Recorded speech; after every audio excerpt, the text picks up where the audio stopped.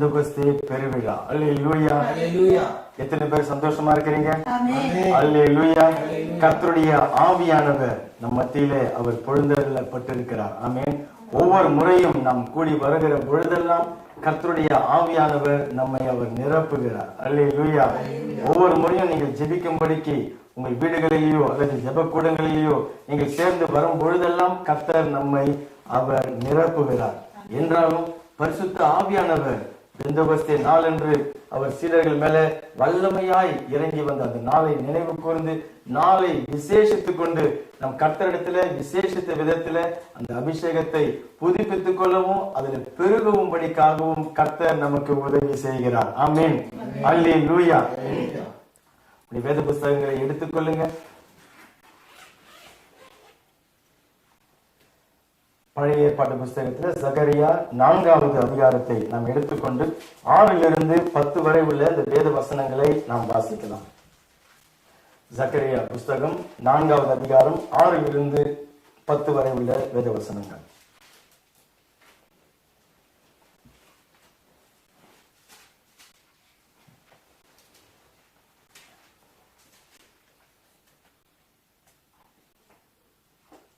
அப்பொழுது அவர் செருபாபேலுக்கு சொல்லப்படுகிற கர்த்தருடைய வார்த்தை என்னவென்றால், பலத்தினாலும் அல்ல பராக்கிரமத்தினாலும் அல்ல, என்னுடைய ஆவியினாலேயே ஆகும் என்று சேனைகளின் கர்த்தர் சொல்லுகிறார். பெரிய பர்வதமே, நீ எம்மாத்திரம்? செருபாபேலுக்கு முன்பாக நீ சமபூமியாவாய். தலக்கல்லை அவன் கொண்டு வருவான், அதற்கு கிருபை உண்டாகுவதாக கிருபை உண்டாகுவதாக என்று ஆர்ப்பரிப்பார்கள் என்றார். பின்னும் கர்த்தருடைய வார்த்தை எனக்கு உண்டாகி, அவர் செருபாபேலின் கைகள் இந்த ஆலயத்துக்கு அஸ்திபாரம் போட்டது, அவன் கைகளே இதை முடித்து தீர்க்கும். அதனால் சேனைகளின் கர்த்தர் என்னை உங்களிடத்திற்கு அனுப்பினார் என்று அறிவாய். அற்பமான ஆரம்பத்தின் நாளை யார் அசட்டை பண்ணலாம்? பூமி எங்கும் சுற்றி பார்க்கிறவைகளாகிய கர்த்தருடைய 7 கண்களும் செருபாபேலின் கையில் இருக்கிற தூக்கு நூலை சந்தோஷமாக பார்க்கிறது என்றார். ஆமென். கர்த்தராகிய இயேசு கிறிஸ்துவின் நாமத்தினால உங்கள் ஒவ்வொருவரையும் மீண்டுமாய் வாழ்த்து வரவேற்கிறோம். வாசிக்கப்பட்ட அந்த வேத பகுதி சகரியா புஸ்தகத்துல 4வது அதிகாரம் 6 to 10 வரை உள்ள இந்த வேத வசனங்களை நாம் வாசித்தோம். பெந்தெகோஸ்தே பெருவிழா நாளை இன்றைய நாளிலே நாம் கொண்டாடுகிறோம். அல்லேலூயா. உன்னதத்திலிருந்து பரிசுத்த ஆவியானவர் பூமியிலே அவர் இறங்கி வந்த அந்த நாளை நாம் கொண்டாடுகிறோம். தேவன் தம்முடைய வாக்குத்தத்தங்களில பல நூற்றாண்டுகளாக பரிசுத்த ஆவியானவரை குறித்து வாக்குத்தத்தம் பண்ணி அதற்காகவே தம்முடைய குமாரன் இயேசு கிறிஸ்துவை மனுஷனாய் இந்த பூமியிலே அவர் அனுப்பி கல்வாரி சிலுவையில நம்முடைய பாவங்கள் சாபங்கள் எல்லாவற்றையும் அவர் சுமந்து தீர்த்து ரத்தம் சிந்தி அவர் மரித்தார். அவர் உயிர்த்தெழுந்து 3வது நாள் உயிர்த்தெழுந்து 40 நாட்கள் சீடர்களோட அவர் இருந்து 40வது நாள் அவர் பரலோகம் ஏறி சென்ற பொழுது கர்த்தர் அவரிடத்துல சொல்லியிருந்தார், உன்னதத்திலிருந்து பரிசுத்த ஆவியானவர் வரும் பொழுது நீங்கள் பலனடைவீர்கள் அப்படின்னு சொல்லி காத்திருக்கும்படிக்கு அவரிடத்துல சொல்லிவிட்டு சென்றார். சீடர்களும் 10 நாட்களாக அவர்கள் காத்திருந்து அவர்கள் ஜெபித்துக் கொண்டிருந்த பொழுது 10வது நாள், அதாவது கர்த்தராகிய இயேசு கிறிஸ்து உயிர்த்தெழுந்த 50வது நாள், உயிர்த்தெழுந்ததிலிருந்து 50வது நாள் சீடர்கள் 10 நாட்களாய் காத்திருந்து ஜெபித்துக் கொண்டிருக்கிற அந்த நாளிலே, பெந்தெகோஸ்தே நாளிலே பரிசுத்த ஆவியானவர் இறங்கி வந்தார். அல்லேலூயா. சீடர்களை வல்லமையினால பலத்தினால பராக்கிரமத்தினால அவர்களை அவர் நிரப்பினார். சீடர்கள் எழுந்து கர்த்தருக்காக மகிமையான காரியங்களை அவர்கள் செய்தார்கள். ஆமென். அப்ப அந்த கர்த்தர் இன்றைக்கும் கூட பாருங்க, தம்முடைய பரிசுத்த ஆவியனுடைய அபிஷேகத்தை மாம்சமான யாவருக்கும் நான் கொடுப்பேன் என்று சொல்லி அவர் வாக்குத்தத்தம் பண்ணியிருந்தார். ஆமென். அப்படின்னு சொன்னால் இன்றைக்கும் எந்த ஒரு மனுஷன் தன்னுடைய பாவங்களிலிருந்து அவன் மனம் திரும்பி இயேசு கிறிஸ்துவை விசுவாசித்து அவருடைய ரத்தத்தினால கழுவப்பட்டு மீட்பையும் ரட்சிப்பையும் பெற்றுக் கொள்கிறானோ அவனுக்கு தேவன் தம்முடைய பரிசுத்த ஆவியனுடைய அபிஷேகத்தை வரமாக பரிசாக அவர் கொடுக்கிறார் என்று சொல்லி அப்போஸ்தலர் 2வது அதிகாரம் 38வது வசனம் சொல்லுகிறது.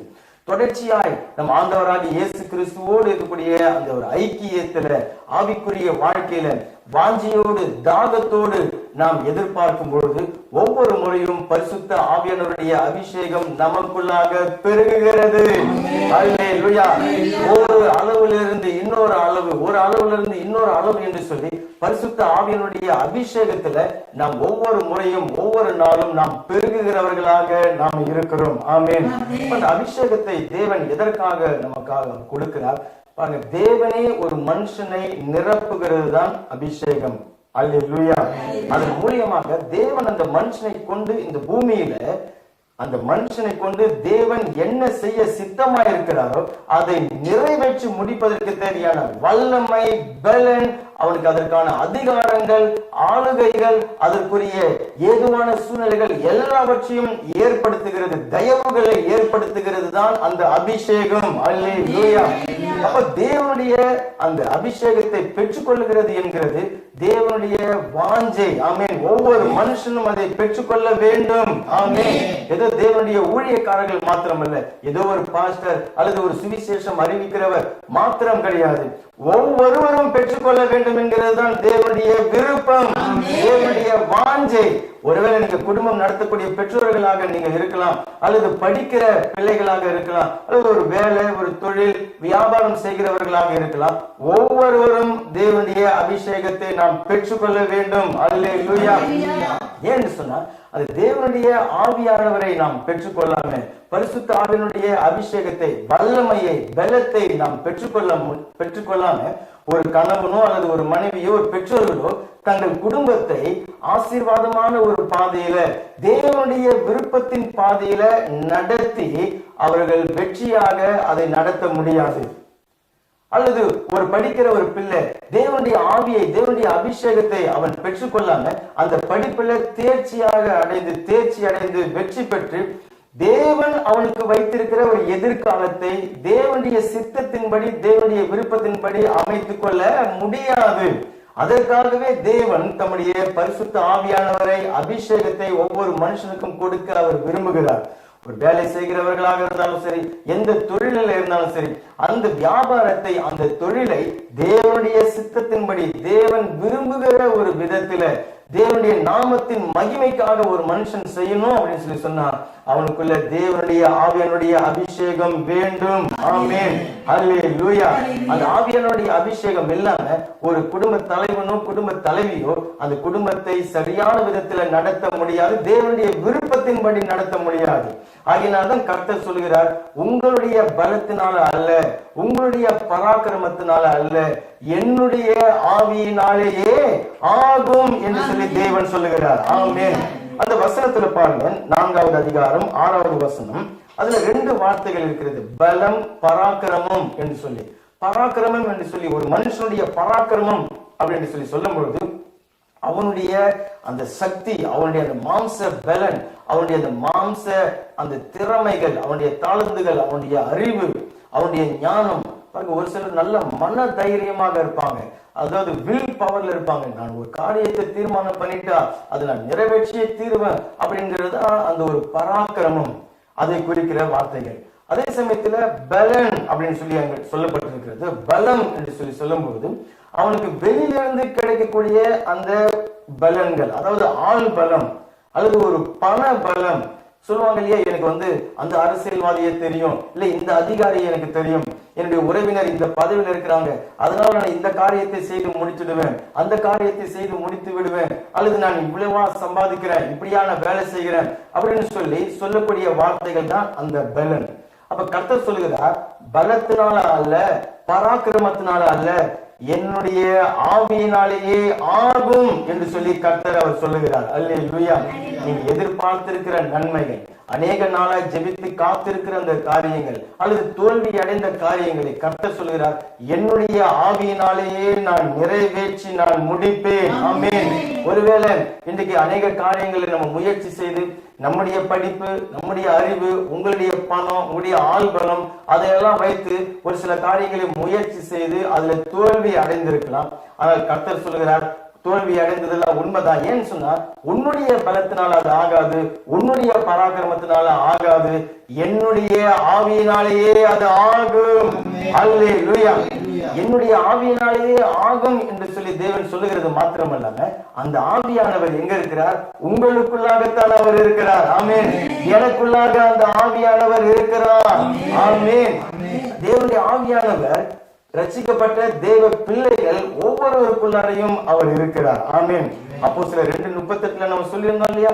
இயேசு கிறிஸ்துவை விசுவாசித்து பாவங்களற கழுவப்பட்டு ரட்சிக்கப்பட்ட ஒவ்வொரு பிள்ளைக்கும் தேவன் தம்முடைய ஆவியை பரிசாக கொடுக்கிறார். என்றென்றைக்கும் அவனுக்குள்ளாக வந்து அந்த ஆவியானவர் தங்கி விடுகிறார். எபேசியர் புஸ்தகத்துல 3வது அதிகாரம் 20வது வசனம் இப்படியாக சொல்லுகிறது. எபேசியர் 3வது அதிகாரம், நாம் வேண்டிக் கொள்ளுகிறதற்கும் நினைக்கிறதற்கும் மிகவும் அதிகமாக நமக்குள்ளே கிரியை செய்கிற வல்லமையின்படியே நமக்கு செய்ய வல்லவராய் இருக்கிறார். அதாவது நாம் தேவனிடத்துல வேண்டிக் கொள்ளுகிற காரியங்கள், அவரிடத்துல நாம் நினைக்கிற காரியங்கள், அவர் இப்படியாய் செய்வார் என்று சொல்லி நினைக்கிற இந்த காரியங்கள், அதை தேவன் நாம் நினைக்கிறதுக்கும் ஜெபிக்கிறதுக்கும் மேலாகவே செய்ய அவர் வல்லமை உள்ளவராய் இருக்கிறார். ஆனால் எப்படி அதை அவர் செய்கிறார்? எனக்குள்ளே இருக்கிற கிரியை செய்கிற வல்லமையின்படியே அதை அவர் செய்கிறார். ஆமென். எனக்குள்ள தங்கி இருக்கிற, எனக்குள்ள அவர் கொடுத்திருக்கிற ஆவியானவருடைய அபிஷேகத்தினாலே அவர் அதை செய்கிறார். அப்ப அந்த ஆவியானவருடைய அபிஷேகத்தை கிரியை செய்ய பண்ணும் பொழுது அந்த நன்மைகளை, நாம் வேண்டுகிற காரியங்கள், நினைக்கிற காரியங்களை அதற்கு மேலாகவே தேவன் நம்முடைய வாழ்க்கையில அவர் செய்கிறார். ஆனால் அந்த அபிஷேகத்தை பெற்று, ஆவியானவரை பெற்று அவர் வல்லமையாய் கிரியை செய்ய நம்ம அவரோடு கூட ஒத்துழைக்காமல் இருக்கும் பொழுது நம்முடைய மாம்ச பலத்தை, நம்முடைய திறமைகளை, நம்முடைய படிப்புகளை நம்பி நாம் அநேக காரியங்களை முயற்சி செய்து அதிலே தோற்று போய் விடுவோம். அல்லது தேவனுக்கு விருப்பம் இல்லாத விதத்திலே அதை நம்ம செய்து விடுவோம். கடைசியில் எனக்கு எந்த ஒத்தாசையும் இல்லை, எனக்கு எந்த ஒரு உதவியும் இல்லை அப்படின்னு சொல்லி கைவிடப்பட்ட ஒரு நிலைமைக்கு வந்து விடுவோம். ஆனால் வேதம் வசனம் சொல்லுகிறது, உங்களுக்கு ஒத்தாசை கிழக்கிலிருந்தும் மேற்கிலிருந்தும் வராது, வானத்தையும் பூமியும் உண்டாக்கின கர்த்தரிடத்திலிருந்தே வரும். அல்லேலூயா. அன்பான சகோதரனே, சகோதரியை, நீ எதிர்பார்த்திருக்கிற அந்த காரியத்துல, உன்னுடைய குடும்ப போராட்டங்கள் மத்தியில அல்லது உன்னுடைய வருமானத்தின் மத்தியில உனக்கு ஒத்தாசை எங்கிருந்து வரும்? வானத்தையும் பூமியும் உண்டாக்கின கர்த்தரிடத்திலிருந்து வரும் என்று சொல்லி தேவன் சொல்லுகிறார்.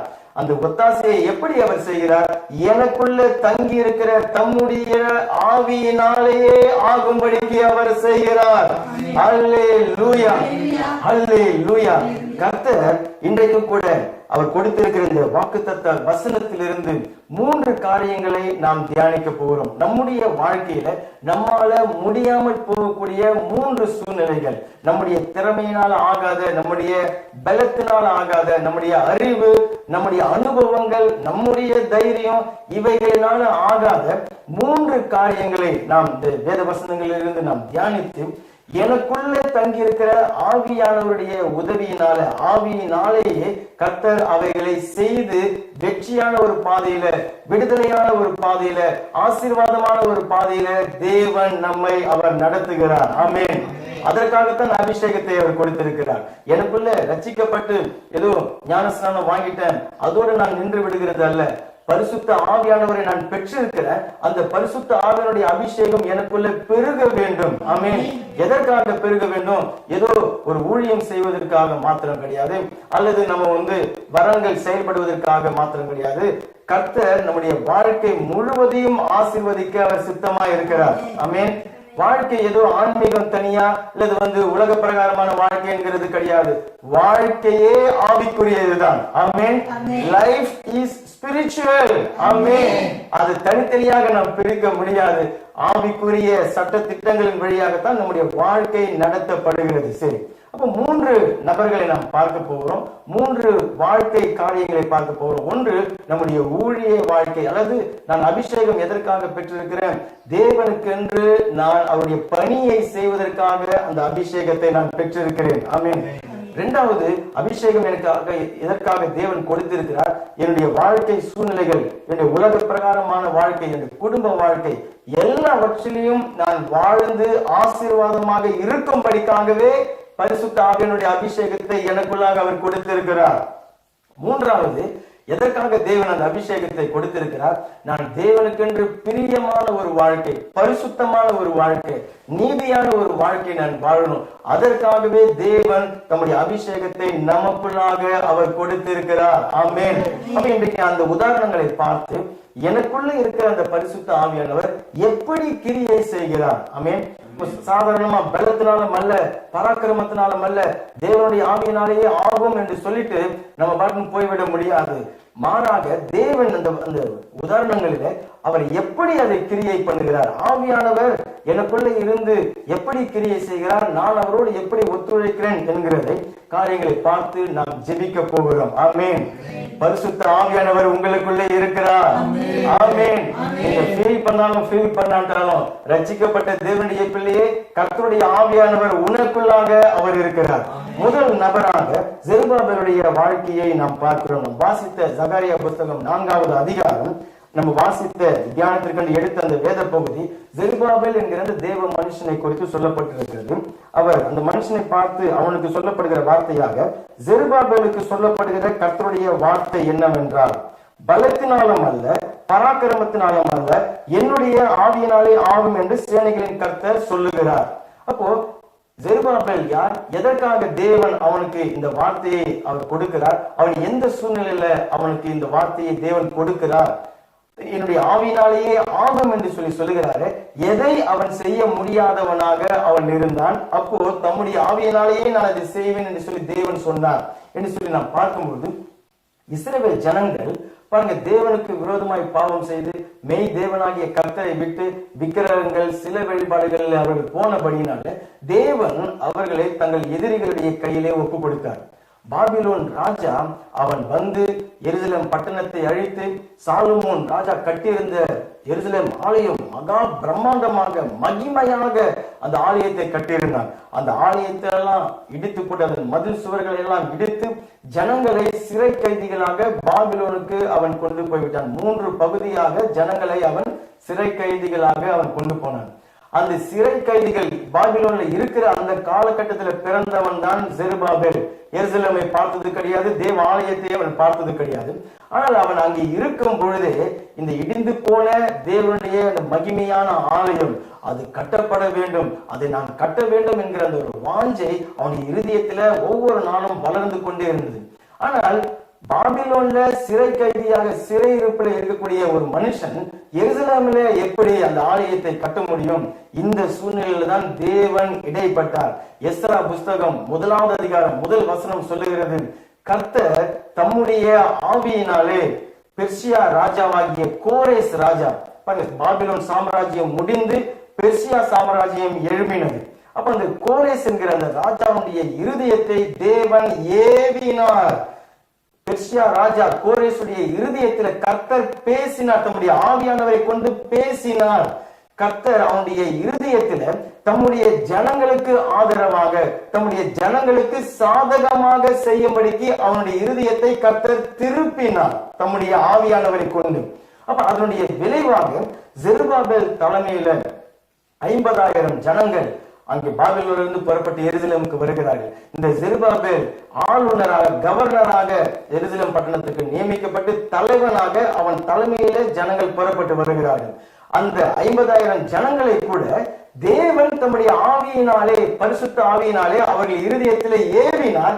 அவர்கள் தான் செருபாபேலுக்கு ஒத்துழைப்பு கொடுக்கும்படிக்காக அவனோடு புறப்பட்டு வந்தார்கள்.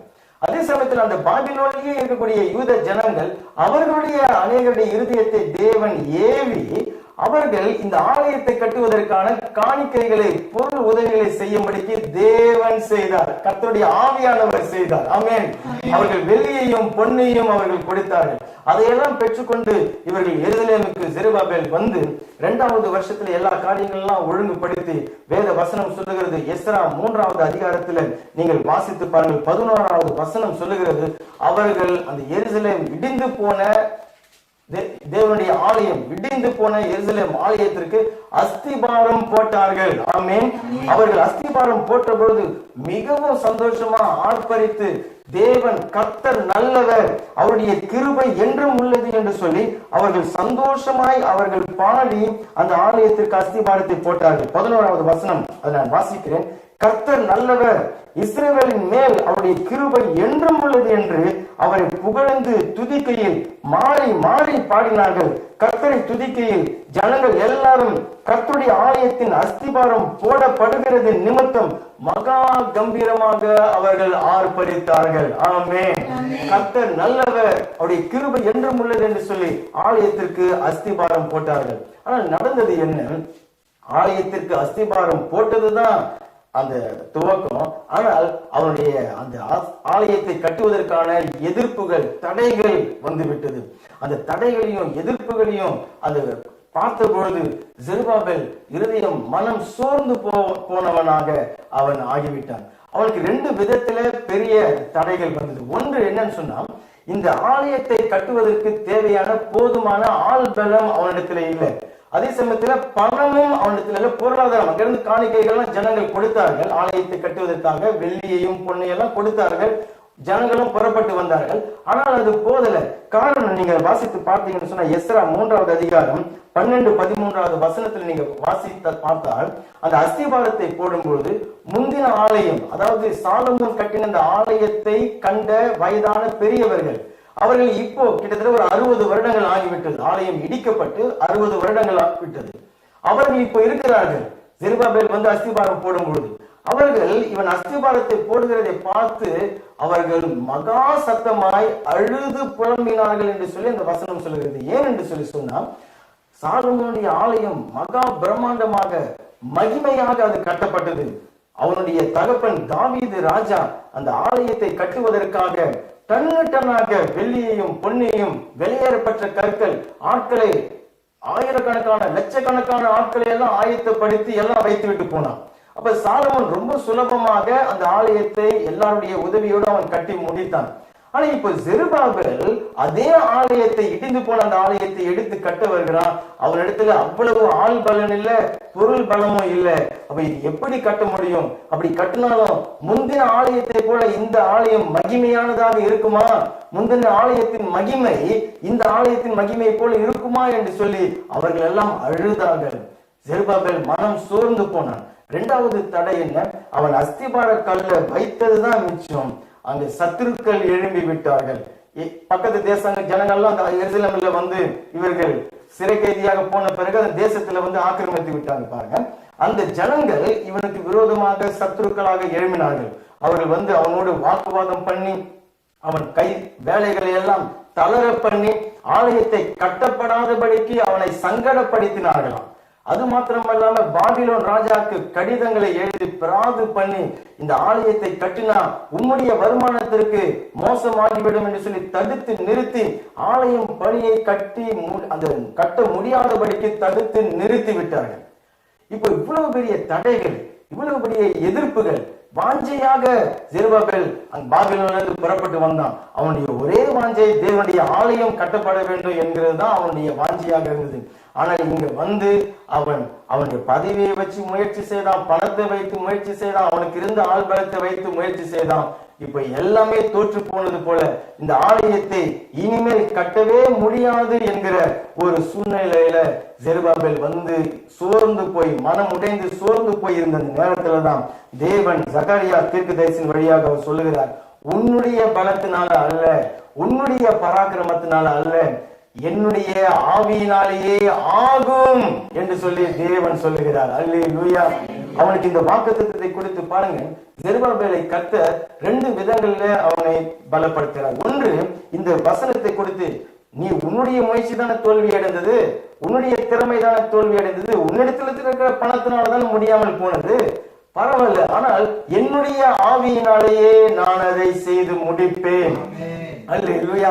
அப்படின்னு சொல்லி அவனை பலப்படுத்தினார். இன்னொரு பக்கம் இந்த சகரியா 4வது அதிகாரத்தை நீங்கள் பாருங்க, 6வது வசனத்துல கர்த்தர் அந்த மலையை பார்த்து அவனுக்கு ஏற்பட்ட தடைகள், பிரச்சனைகள் எப்படிப்பட்டதாக இருந்தாலும் பெரிய மலை போல தடைகள், அதை பார்த்து கர்த்தர் சொல்லுகிறார், பெரிய பர்வதமே நீ எம்மாத்திரம், செருபாபேலுக்கு முன்பாக நீ சமபூமி ஆகி போவாய், என் பிள்ளைக்கு முன்பாக, என்னுடைய செருபாபேலுக்கு முன்பாக நீ சமபூமியாகி போவாய், நீ ஒண்ணுமில்லாம போவ அப்படின்னு சொல்லி தேவன் அந்த மலை போன்ற பிரச்சனையை, தடையை பார்த்து தேவன் அவர் பேசுகிறார்.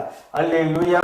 அன்பான சகோதரனே, சகோதரியே, இன்றைக்கு ஒருவேளை தேவனுடைய ஊழியம் செய்கிறவர்களாக இருக்கலாம், அல்லது நீங்க ஒரு சொந்த உங்களுடைய வீட்டை, குடும்பத்தை கட்டுகிற அந்த பணியில தடைகளை, நீங்கள் முட்டுக்கட்டைகளை அல்லது எதிர்ப்புகளை, எதிரிகளை நீங்கள் பார்த்து நீங்க மனம் சோர்ந்து போயிருந்திருக்கலாம். ஒரு திருமண காரியத்தை நீங்க எடுத்து செய்ய விரும்பி அது நீங்க ஒரு சில முயற்சிகளில் ஈடுபடும் பொழுது தடைகளை பார்த்து இப்போ அதுல செய்யவே முடியாது என்கிற ஒரு சூழ்நிலையில நீங்க வந்து விட்டு இருக்கலாம். அநேக தடைகள், அநேக எதிர்ப்புகள், அநேக மனுஷர்கள் தந்திரமாக செய்யக்கூடிய காரியங்கள் உங்களுடைய, நீங்க சொல்லுவீங்க என்னால முடிஞ்சதெல்லாம் நான் செய்து பார்த்துட்டேன். அல்லது உங்களுடைய குடும்பத்துல நீங்க சமாதானத்தை காத்துக்கொள்ள, கணவன் மனைவி மத்தியில உறவை நீங்க காத்துக்கொள்ள, அல்லது பிள்ளைகளுடைய திருமணம் செய்து வைப்பதற்காக பல முயற்சிகளை செய்துங்க. அதுல தடைகள் வந்து இனிமேல் ஒரு அடி கூட எடுத்து வைக்க முடியல, இந்த காரியத்தை இனிமேல் செய்யவே முடியாது என்கிற ஒரு சூழ்நிலையில நீங்க வந்திருக்கலாம். கர்த்தர் சொல்லுகிறார், உன்னுடைய பலத்தினால் அல்ல, உன்னுடைய பராக்கிரமத்தினால் அல்ல, என்னுடைய ஆவியினாலேயே நான் செய்து முடிப்பேன். அல்லேலூயா. கர்த்தர் தொடர்ச்சியாக செருபாபேல் இடத்துல சொல்லுகிறார், அவன் செருபாபேலின் கைகள், 7வது வசனத்துல நான் வாசிக்கிறேன் பிற்பகுதி, தலைக்கல்லை அவன் கொண்டு வருவான், அதற்கு கிருபை உண்டாகுவதாக, கிருபை உண்டாகுவதாக என்று ஆர்ப்பரிப்பார்கள் என்றார். அதாவது அந்த ஆலயத்தினுடைய தலைக்கல்லையும் செருபாபேல் தான் வைப்பாங்க. ஒரு கட்டிடத்தை கட்டும் பொழுது அடித்தளம், பவுண்டேஷன் போட்டு அந்த கல்லை அந்த முக்கியமான ஆள் வந்து வைப்பார்கள், வீட்டு ஓனரோ அவர்கள் வந்து வைப்பார்கள். அதே மாதிரி அந்த நாட்களில் அதை கட்டி முடித்து கடைசி கல் ஒரு வைக்கணும், அதை வச்சா அந்த பில்டிங் முடிஞ்சது அப்படின்னு சொல்லிட்டு வரும்பொழுது அதையும் அவர்கள் தான் வந்து வைப்பார்கள். அப்ப தேவன் சொல்லுகிறார், உன்னுடைய கையினால ஆரம்பித்த காரியத்தை நீயே செய்து முடிக்கும்படிக்கு நான் செய்வேன் என்று சொல்லி தேவன் சொல்லுகிறார். அல்லேலூயா.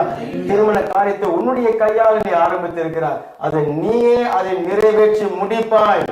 தேவனுடைய ஆலயத்தை கட்டும்படி, தேவனுடைய ஊழியத்தை செய்யும்படி, தேவனுடைய சபையை கட்டும்படி, ஜனங்களை ரட்சிப்புக்குள்ளாக வழிநடத்தும்படிக்கு நீ உன்னுடைய கையினால் ஆரம்பித்த இந்த ஊழியத்தை நீயே நிறைவேற்றி முடிப்பாய் என்று சொல்லி தேவன் சொல்லுகிறார். ஆனால் அது உன்னுடைய பலத்தினால் ஆகாது, உன்னுடைய பராக்கிரமத்தினால் ஆகாது, என்னுடைய ஆவியினாலேயே ஆகும் என்று சொல்லி தேவன் சொல்லுகிறார். ஆவியினாலேயே ஆகும் என்று சொல்லி சொல்லும் பொழுது வேற எதாலையும் அது ஆகாது. ஆமென். என்னுடைய பரிசுத்த ஆவியானவரால மாத்திரம்தான் அந்த பணியை, தேவனுடைய ஊழியத்தை, தேவ ஆலயத்தை கட்டுகிறதை, சபையை கட்டுகிறதை, ஆத்துமாக்கள் ஆதாயப்படுத்துகிறதை செய்ய முடியும் என்று சொல்லி தேவன் சொல்லுகிறார். சரி, அப்ப அதை அவர் எப்படி செய்கிறார் அதுதான் இன்றைக்கு நம்ம தியானிக்கிறோம். பரிசுத்த ஆவியானவர் என்னுடைய ஆவியினாலேயே செய்வேன் என்று சொல்லி தேவன் சொன்னாரே, எப்படி அதை செய்கிறார்? செருபாபேலிடத்தில் அதற்காக தான் அவர் சொல்லியிருந்தார், கிருபை உண்டாவதாக, கிருபை உண்டாவதாக என்று ஆர்ப்பரியுங்கள். ஆமென். இவங்க அந்த ஆலயத்தினுடைய அஸ்திபாரம் போடும் பொழுது கர்த்தர் நல்லவர், அவருடைய கிருபை என்றும் உள்ளவர், துதித்தாங்க, பாடினாங்க, எல்லாம் முடிச்சிட்டாங்க. ஆனால் அதுல எதிர்ப்புகள் வந்த பொழுது, தடைகள் வந்த பொழுது இவங்க என்னமோ இவருடைய செருபாபேல் தன்னுடைய பலத்தினாலதான் ஆலயத்தை கட்டி கொண்டிருக்கிறது போல, தன்னுடைய திறமையினால, தன்னுடைய பதவியினாலதான் ஆலயத்தை கட்டி கொண்டிருக்கிறதாக நினைத்து தடை வந்த உடனே தேவனுடைய கிருபையெல்லாம் மறந்து விட்டு அவர் சோர்ந்து போய்விட்டார். ஆனா தேவன் என்ன சொல்றாரு, நீ அஸ்திபார கல்லை வைக்கும் போது மாத்திரம் கிடையாது, தலைக்கல்லை வந்து வைக்கும் போதும் சரி. ஆமென். கிருபை உண்டாவதாக, கிருபை உண்டாவதாக என்று சொல்லி என்னுடைய கிருபையை நீ சார்ந்து கொள்ள வேண்டும். ஆமென். என்னுடைய தயவை நீ சார்ந்து கொள்ள வேண்டும். உன்னுடைய திறமையை நம்பி அல்ல, உன்னுடைய படிப்பை நம்பி அல்ல, உன்னுடைய பணத்தை நம்பி அல்ல, தேவனுடைய கிருபையை நான் சார்ந்து கொள்ள வேண்டும். அதே சகரியா புஸ்தகம் 12வது அதிகாரம் 10வது வசனம் சொல்லுகிறது, கர்த்தர் சொல்லுகிறார், நான் தாவீதின் குடும்பத்தாரின் மேலும் எருசலேமின் குடும்பங்களின் மேலும் குடிகளின் மேலும் கிருபையின் ஆவியையும் விண்ணப்பங்களின் ஆவியையும் நான் ஊற்றுவேன். பாருங்க, கிருபையின் ஆவியையும் விண்ணப்பத்தின் ஆவியையும் நான் ஊற்றுவேன் என்று சொல்லி சொல்லுகிறார். தேவன் தகுதியை பாராமல், ஒரு தகுதியே இல்லாத ஒரு மனுஷனுக்கு அவன் இயேசு கிறிஸ்துவை விசுவாசிக்கிறான் என்கிறதுனால தேவன் அவனுடைய வாழ்க்கையில அவனுக்கு செய்கிற உதவிகள், அவனுக்கு செய்யக்கூடிய தயவுகள், அவனுக்கு செய்யக்கூடிய அந்த ஒத்தாசைகள், அவனுக்கு கொடுக்கக்கூடிய அந்த ஆதரவுகள், அதுதான் தேவனுடைய கிருபை. ஆமென். அவனுடைய தகுதியை தேவன் பார்க்கிறது கிடையாது. மாறாக அந்த கிருபையை அவனுக்கு கொடுத்து அவனுடைய பலத்தினால செய்ய முடியாததை செய்ய பண்ணுகிறது தான் தேவனுடைய கிருபை. அந்த கிருபையை கேட்கும்படிக்கு தான் பரிசுத்த ஆவியானவர் எனக்குள்ள கொடுக்கப்பட்டிருக்கிறார். அந்த கிருபையை நோக்கி பார்க்கும்படிக்காகத்தான் எனக்காக அந்த பரிசுத்த ஆவியானவர் கொடுக்கப்பட்டிருக்கிறார். இயேசு கிறிஸ்து எனக்காக செய்து முடித்த, கல்வாரி சிலுவையில செய்து முடித்த அந்த கிரியைகளை நோக்கி பார்க்கும்படிக்காகத்தான் கிருபையின் ஆவியானவர் எனக்கு கொடுக்கப்பட்டிருக்கிறார். மாத்திரமல்ல, விண்ணப்பத்தின் ஆவியும் கொடுக்கப்பட்டிருக்கிறார். அந்த கிருபையை கேட்க சொல்லுகிறார். அல்லேலூயா. கிருபையின் ஆவியும் விண்ணப்பத்தின் ஆவியும் நீங்கள் தேவ கிருபையை எல்லா சூழ்நிலைகளிலும், எல்லா உதவி தேவைப்படுகிற எந்த நேரத்திலையும் நீங்கள் கேட்டு பெற்றுக்கொள்ள வேண்டும். ஆமென். தேவன் அதை யாருக்கு கொடுக்கிறார்? தாழ்மை உள்ளவனுக்கு அவர் தம்முடைய கிருபையை அவர் கொடுக்கிறார். நான் என்னுடைய பலத்தினால செய்து முடித்திடுவேன், என்னுடைய பராக்கிரமத்தினால செய்து முடித்து விடுவேன் என்று சொல்லுகிறவர்களுக்கு அல்ல. ஆண்டவரே, எங்களால ஆகாது, உம்மாலே ஆகும், மனுஷனால ஆகாதது தேவனால ஆகும் என்று சொல்லி சொன்னீரே, அந்த கிருபையை நாங்கள் சார்ந்து கொள்கிறோம் என்று சொல்லி அவரை அதிகாலையில தேடுகிறவர்களுக்கு தேவன் தம்முடைய கிருபையை கொடுக்கிறார். ஆமென். தன்னுடைய பணத்தை, தம்முடைய பராக்கிரமத்தை நம்புகிறவர்களுக்கு அல்ல, கர்த்தரை நம்புகிறவர்களை தேவனுடைய கிருபை சூழ்ந்து கொள்கிறது. அல்லேலூயா, அல்லேலூயா. இன்றைக்கு நீங்க துவங்கி இருக்கிற அந்த ஒரு ஊழியம், நீங்க துவங்கி இருக்கிற ஆலய பணி, அல்லது நீங்க துவங்கி இருக்கிற ஒரு சின்ன எந்த ஒரு காரியமாக இருந்தாலும் சரி, அது மற்றவருடைய கண்கள்ல அற்பமானது போல இருக்கும். ஆனால் கர்த்தருடைய கண்கள், அல்லேலூயா, பூமி எங்கும் சுற்றி உலாவுகிற கர்த்தருடைய கண்கள் உங்களுடைய கைகளையே நோக்கி பார்த்து கொண்டிருக்கிறது, என்னுடைய கையை நோக்கி பார்த்து கொண்டிருக்கிறது. ஆமென். பிள்ளையுடைய படிப்பு காரியமாக இருக்கலாம், அதுல உங்களை தாழ்த்தி கொண்டு தேவனுடைய கிருபையை சார்ந்து கொள்ளுங்க. அல்லேலூயா. உங்களை தாழ்த்தி கொண்டு குடும்பத்துல ஒரு சமாதானத்தை ஏற்படுத்தணும், கணவன் மனைவி மத்தியில சமாதானத்தை உண்டு பண்ணணும். அது உன்னுடைய வாக்குவாதத்தினால முடியாது, உன்னுடைய லாஜிக்கனால முடியாது, நீ காரண காரியங்களை எடுத்து காட்டுகிறதுனால அது முடியாது. உன்னை தாழ்த்தி கொண்டு தேவனே நீங்க இதுல செயல்பட்டாதான் ஆகும் என்று சொல்லி அவருடைய கிருபையை நீங்கள் கேட்டு பெற்றுக்கொள்ளும்படிக்காக தேவன் சொல்லுகிறார். அல்லேலூயா. அப்ப என்ன செய்வார்? அந்த கிருபையை நான் பெற்றுக்கொள்வதற்கு பாருங்க, ஏதோ கிருபையை தானும் ஜெபம் பண்ணிட்டு போறது கிடையாது, அல்லது கிருபையை பற்றி ஒரு பாட்டு பாடிட்டு போறது கிடையாது, அல்லது கிருபையை பற்றி ஒரு செய்தியை கொடுத்துட்டு போறது கிடையாது. மாறாக அந்த கிருபையை பெற்றுக்கொள்ளக்கூடிய அந்த மன தாழ்மையான ஒரு நிலையிலேயே எப்பொழுதும் தேவன் நம்மை காத்து கொள்ளும்படிக்கு அவர் செய்கிறார். அல்லேலூயா. மேட்டுமை உள்ளவனுக்கு தேவன் கிருபை கொடுக்கிறது கிடையாது, தாழ்மை உள்ளவனுக்கு அவர் கிருபையை கொடுக்கிறார். சரி, அப்போ என்ன உண்டாகும்? தேவன் தம்முடைய ஆவியினாலேயே செய்வன் சொல்லி சொன்னாரு. நீங்க தாழ்மையா இருந்து தேவ கிருபையை பெற்றுக்கொள்ளும் பொழுது தேவன் என்ன செய்வார் தெரியுமா? உங்கள் சார்பில் ராஜாக்களுடைய இருதயத்தை உங்கள் சார்பாக தம்முடைய ஆவியினாலே திருப்புவார். உங்களுக்கு ஒத்துழைப்பு கொடுக்க வேண்டிய ஆட்கள், உங்களுக்கு உதவி செய்ய வேண்டிய ஆட்கள், அவர்களுடைய இருதயத்துல தேவன் ஏவுவார். மனைவியுடைய இருதயத்துல தேவன் பேசுவார், ஆவியானவர் இடைப்படுவார். உன்னுடைய கணவனுடைய இருதயத்துல ஆவியானவர் வந்து பேசுவார். அல்லேலூயா, அல்லேலூயா. காரியங்களை வாய்க்கும்படிக்கு அவர் செய்வார். எந்த காரியத்தை நீ துவங்கினாயோ, அஸ்திபார கல்ல போட்டாயோ, நீயே அதற்குரிய தலைக்கல்லையும் வைப்பாய். ஆமென். அல்லேலூயா. கர்த்தர் செருபாபேலை பலப்படுத்தின தேவன் இன்றைக்கு நம்மை பார்த்து சொல்கிறார், உன்னுடைய பலத்தினாலும் அல்ல, உன்னுடைய பராக்கிரமத்தினால் அல்ல, என்னுடைய ஆவியினாலேயே ஆகும் என்று சொல்லுகிறார்.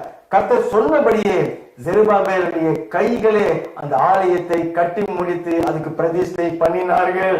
ஆமென். ராஜாக்களுடைய இருதயத்தை திருப்பினார்.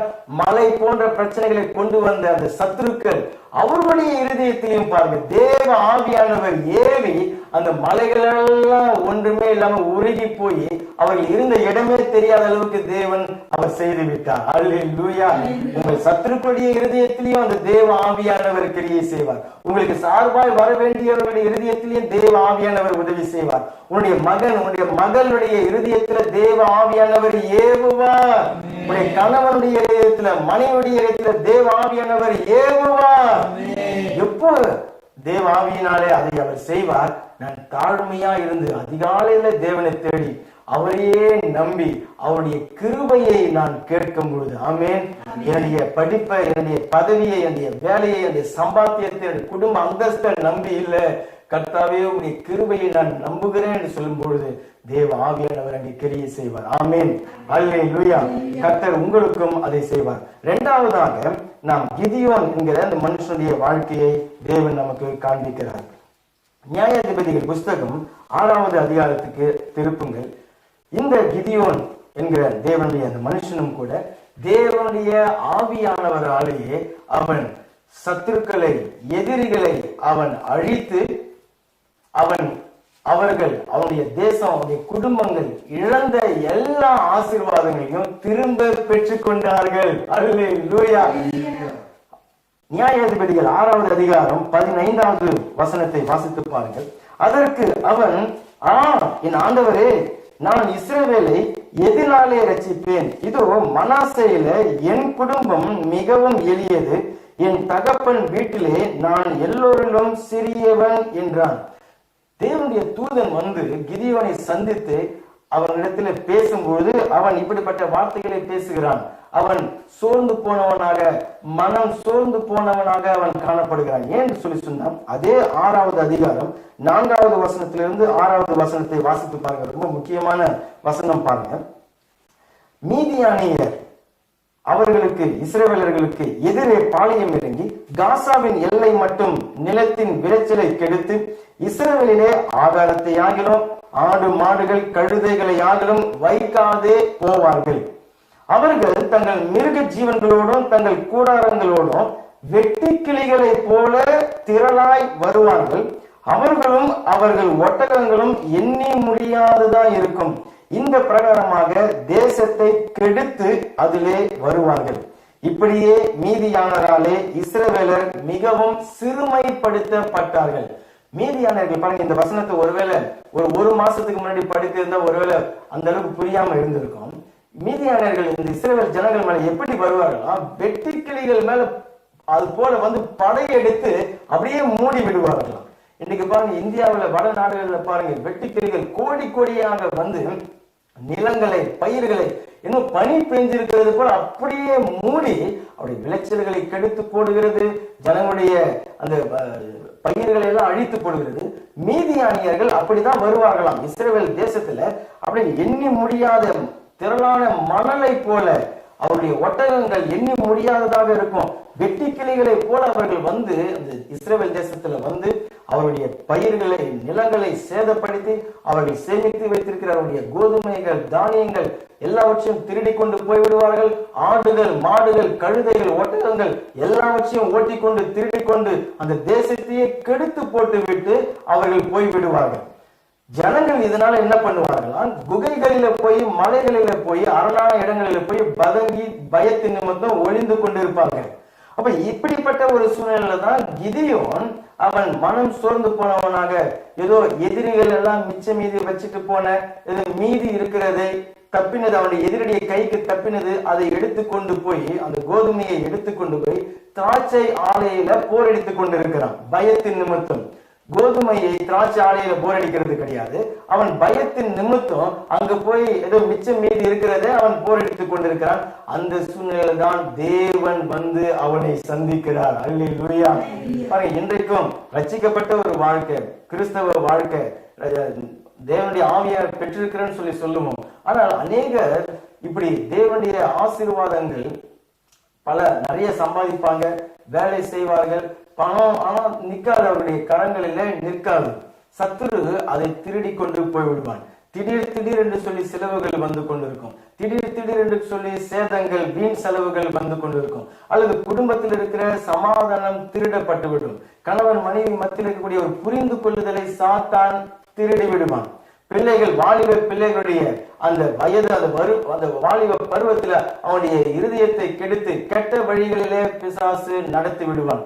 வேதம் சொல்லுகிறது, யோவான் 10வது அதிகாரம் 10வது வசனத்துல, திருடன் திருடவும் கொல்லவும் அழிக்கவும் வருகிறானே அன்றி வேற எதற்குமே அவன் வருகிறது இல்லை.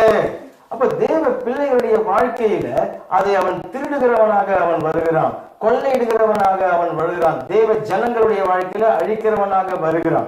நம்ம என்ன பண்ணுவோம்? சரி, பணத்தின் மேல பணம் தேவைப்படுகிறது என்று சொல்லி வேலை மேல வேலை செய்து கொண்டிருக்கும், அல்லது குடும்பத்துல எரிச்சல்களும் போராட்டங்களும் கூக்குரல்களும் அதனால உண்டாகி கொண்டிருக்கும். ஆனால் சத்துரு வெட்டி கிளிகளை போல, கடற்கரை திரளான மணலை போல அவனுடைய சாத்தானும் அவனுடைய பிசாசுகளும் ஜனங்களுடைய வாழ்க்கைக்கு விரோதமாக போராடி கொண்டு இருக்கிறது.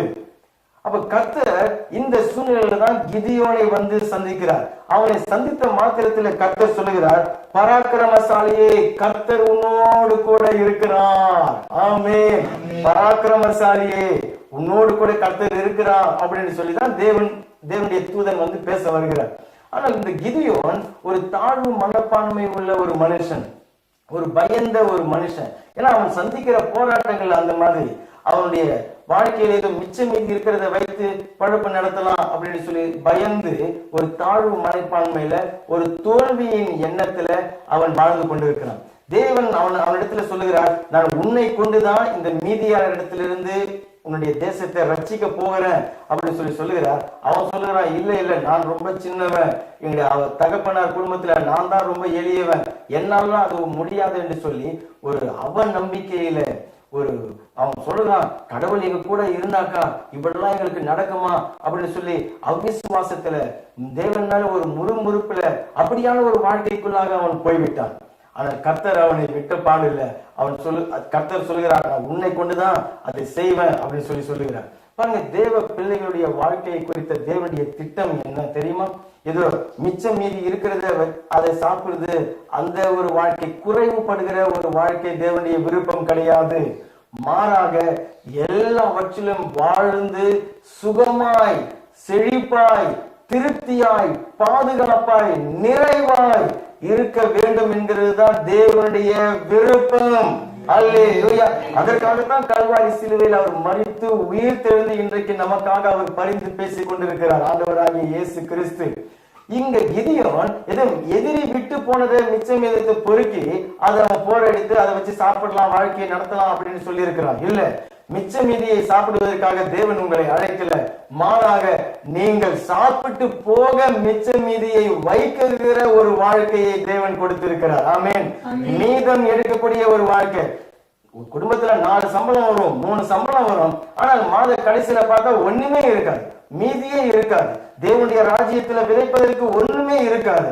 ஆனா கர்த்தர் சொல்கிறார், இல்ல, நீ மீதம் எடுக்கக்கூடிய ஒரு வாழ்க்கை தான் நான் உனக்கு திட்டமிட்டு வைத்திருக்கிறேன். அல்லேலூயா. ஆகையினால்தான் அந்த கிதியோனை கொண்டு பலிபீடத்தை கட்டி அதற்கு யெகோவா ஷாலோம் என்று சொல்லி அவர் பெயரிடும்படிக்கு வெளிப்படுத்துகிறார். அல்லேலூயா. ஷாலோம் வாழ்க்கை தான் உங்களுடைய வாழ்க்கை, என்னுடைய வாழ்க்கை. ஆமென். சமாதானத்தின் வாழ்க்கையை தான் தேவன் நமக்கு கொடுத்திருக்கிறார். சகல விதமான நன்மைகளையும் சம்பூர்ணமாய் நாம் பெற்று அனுபவிக்கிற அந்த வாழ்க்கை, அந்த சமாதான வாழ்க்கை. அல்லேலூயா. தேவன் அவனிடத்துல நீ போய் ஜனங்களை ஆயத்தப்படுத்துன்னு சொல்ல, அவன் போய் அந்த மாதிரி மீதியான இடத்துல யுத்தம் பண்ண போகிறேன், யாரெல்லாம் வருகிறீர்கள் என்று சொல்லி இஸ்ரவேல் இடத்துல கேட்ட பொழுது 32,000 பேர் வந்து விட்டார்கள். இங்க வாசித்து பாருங்க, 7வது அதிகாரம் நியாயாதிபதிகள் புஸ்தகத்துல 7வது அதிகாரம் 2வது வசனத்துல அந்த 32,000 ஜனங்களை பார்த்து கர்த்தர் கிதியோனிடத்தில் சொல்லுகிறார். கர்த்தர் கிதியோனை நோக்கி, நான் மீதியானியரை உன்னோடு இருக்கிற ஜனத்தின் கையிலே ஒப்பு கொடுக்கிறதற்கு அவர்கள் மிகுதியா இருக்கிறார்கள், என் கை என்னை ரட்சித்தது என்று இஸ்ரவேல் எனக்கு விரோதமாக வீம்பு பேசுகிறதற்கு இடமாகும் அப்படின்னு சொல்லுகிறார். அதாவது 32,000 பேரை வைத்து நீ இந்த வெற்றியை நீ பெற்றன்னு சொல்லி சொன்னா நீ என்ன சொல்லுவ? என்னுடைய கை பலத்தினால்தான் இது ஆனது, என்னுடைய திறமையினால்தான் இது ஆனது என்று சொல்லி நீ பெருமைப்படுவாய். 1 கொரிந்தியர் 1வது அதிகாரம் 29வது வசனம் சொல்லுகிறது, மாம்சமான எவனும் தேவனுக்கு முன்பாக பெருமை பாராட்டாதபடிக்கு தேவன் அப்படி அவர் செய்கிறாராம். அல்லேலூயா. அவர் மனுஷ பலத்தினால செய்து அதனால மனுஷன் பெருமை அடைய தேவன் விரும்புகிறவர் அல்ல. அவர் தன்னுடைய மகிமையை மனுஷனுக்கு அவர் கொடுக்கிறது அல்ல. செருபாபேலுடைய வாழ்க்கையில் அவன் தோற்று போய் என்னால முடியாது, என்னுடைய பலத்தினால முடியாது என்று சொல்லி தோற்று போன அந்த நிலையில தேவன் தம்முடைய ஆவியின் வல்லமையை அங்கே அவர் வெளிப்படுத்தினார். ஆமென். இங்க செருபாபேல் இடத்துல சொல்கிறார் 32,000 பேர் ரொம்ப அதிகம் அப்படின்னு சொல்லி குறைத்து 300 பேர் தான் கொண்டு வந்து விட்டார். 300 பேரை கொண்டு. காரணம், தேவனுக்கு பாருங்க, கொஞ்சம் பேரை கொண்டாகணும், அதிகம் பேரை கொண்டாகணும், உதவி செய்கிறது அவருக்கு லேசான காரியம், அவருக்கு தடை எதுவுமே இல்லை. ஆமென். அல்லேலூயா. பலம் உள்ளவனுக்காகணும், பலன் அற்றவனுக்காகணும் உதவி செய்கிறது தேவனுக்கு லேசான காரியம். அல்லேலூயா. அன்பானவனே, சகோதரனே, சகோதரியே, இன்றைக்கு ஒருவேளை இந்த காரியத்தை செய்ய எனக்கு பலன் இல்லை, அந்த காரியத்தை செய்ய எனக்கு பலன் இல்லை, நான் அந்த அளவுக்கு எனக்கு திறமை இல்லை, நான் என் குடும்பத்திலேயே நான் தான் சின்னவன், எனக்கு தகுதி இல்லை என்று சொல்லி நீ நினைத்து கொண்டிருக்கிறாயா? பலம் உள்ளவனுக்காக இருந்தாலும் சரி, பலன் இல்லாதவனாக இருந்தாலும் சரி, தேவன் சொல்லுகிறார், அந்த பலத்தினாலும் பராக்கிரமத்தினாலும் அல்ல, என்னுடைய ஆவியினாலேயே ஆகும் என்று சொல்லி அவர் தேவன் சொல்லுகிறார். அல்லேலூயா. எந்த காரியத்தை நீங்க இழந்து போயிருக்கிறீங்க, எந்த பொருளாதாரத்துல முன்னேறவே முடியல, ஒரு முழம் ஏறுனா ஒரு ஜான் குறையுது, குடும்ப சமாதானம் கொஞ்ச நாள் கொஞ்சம் சந்தோஷமா இருக்கிறது போல இருக்கிறது, மறுபடியும் ஏதாவது ஒரு விதத்துல ஏதாவது ஒரு குழப்பம் வந்து அங்க பிரச்சனை, பிரிவினை, சண்டை, ஒன்று கூடவே முடியல. சரீர ஆரோக்கியத்தை சாத்தான் திருடி விடுகிறான். அப்போ என்னுடைய பிள்ளைகளுடைய எதிர்காலத்தை அவன் அழிக்க முயற்சி பண்ணுகிறான், அவருடைய பரிசுத்த ஒரு வாழ்க்கையை அவன் அழிக்க முயற்சி பண்ணுகிறான். இதையெல்லாம் பார்த்து சரி ஏதோ மிச்சம் மீதி இருக்கிற ஒரு வாழ்க்கையை நம்ம வாழுவோம், வாழ்க்கைன்னா இப்படிதான், ஒரு வீட்டுக்கும் ஒரு வாசப்படி, இதெல்லாம் சகஜம் அப்படின்னு சொல்லி நினைத்து இந்த கிதியோனை போல வாழ்வதற்காக தேவன் தம்முடைய ஆவியை நமக்கு கொடுக்கவில்லை. மாறாக அந்த பரிசுத்தாவினுடைய அபிஷேகத்தை எதற்காக கொடுத்திருக்கிறார்? உங்களுக்கு விரோதமாக கிரியை செய்கிற அந்த சத்துருடைய கிரியைகளை அழித்து நீங்க இழந்ததை எல்லாம் திருப்பி கொள்ளும்படிக்காக, திரும்ப பெற்றுக்கொள்ளும்படிக்காக செய்வதற்காகவே தேவன் தம்முடைய ஆவியை கொடுத்திருக்கிறார். ஆமென். தம்முடைய ஆவியானவரால நீங்க அந்த சரீர பலத்தை மீண்டுமாய் சரீர ஆரோக்கியத்தை பெற்றுக்கொள்வீர்கள். தேவனுடைய ஆவியானவரால் நீங்க இழந்த குடும்ப சமாதானத்தை நீங்கள் பெற்றுக்கொள்வீர்கள். தேவனுடைய ஆவியானவரால் பிள்ளை இழந்த அந்த படிப்பை மீண்டுமாக பெற்றுக்கொள்ளும்படிக்கு தேவன் செய்வார். தம்முடைய ஆவியினாலேயே எதிர்காலத்தை இழந்து போயிருக்கிறவருடைய குடும்பத்துல, மகளுடைய வாழ்க்கையில தேவனுடைய ஆவியானவரால திரும்ப அதை பெற்றுக்கொள்ளும்படிக்கு அவர் செய்வார். ஆமென். தைரியமாய் சொல்லுங்க, இந்த பெந்தகோஸ்தே நாளில நீங்கள் உங்களுடைய இருதயத்தில் இந்த வசனம் கர்த்தர் பதிய பண்ணுவாராக.